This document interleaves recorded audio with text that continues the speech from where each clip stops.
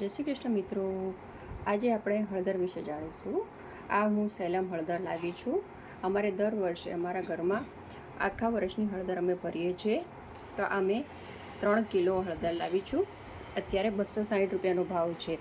તો આપણે હળદર અમે લાવ્યા છે તો કે હવે આને શું ઓરિજિનલમાં આવે છે કે શું છે.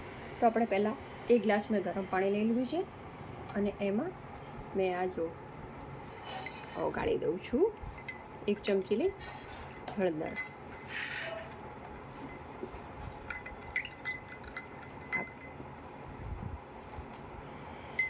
જો આપ જોઈ શકો છો આ હળદર પાણીમાં એક રસ થઈ જાય છે.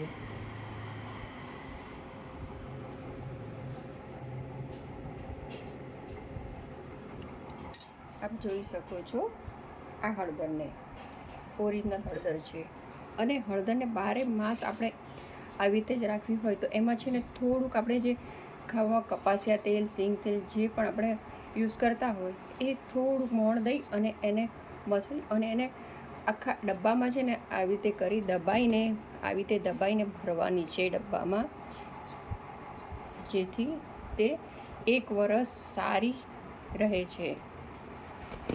આવી રીતે ટાઈટ દબાઈને ડબ્બામાં ભરવાની છે.